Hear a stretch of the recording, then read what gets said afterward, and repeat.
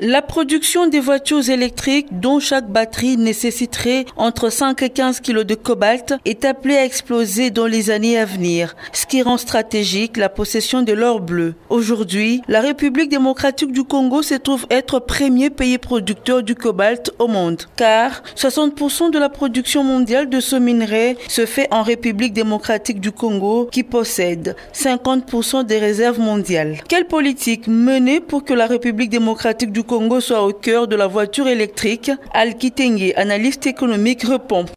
La voiture électrique, c'est l'avenir. Et la République démocratique du Congo est un pays importateur net des produits pétroliers, mais producteur net d'énergie électrique, dont nous avons une capacité incroyable.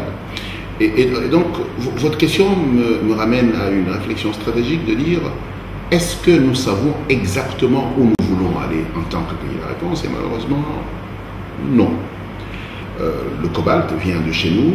Nous n'avons aucune stratégie, ni pour devenir un grand utilisateur des véhicules électriques, parce que nous avons de l'énergie électrique et nous avons du cobalt, ni pour être en mesure de fabriquer les différents intrants. Je pense que votre question vaut un pesant d'or, et c'est une interrogation au ministère du Plan, mais également au ministère des Mines, pour qu'on commence à réfléchir quelle est notre politique minière de demain. Comment nous voulons vivre avec les ressources naturelles qui sont épuisables?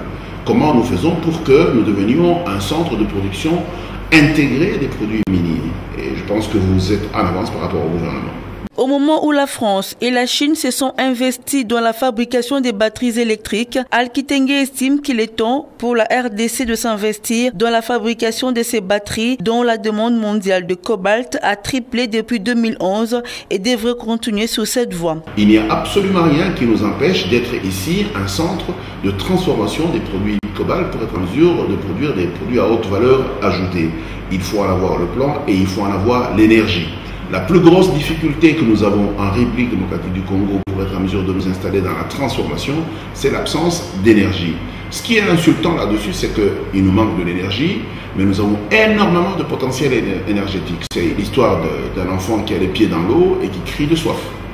Mais il n'y a pas que les batteries électriques. L'or bleu est aussi utilisé dans la fabrication des smartphones. Il est donc impérieux que la République démocratique du Congo pense à transformer son cobalt pour répondre présent au rendez-vous d'un enjeu industriel stratégique et surtout que son cobalt fait de lui un pays pas comme les autres.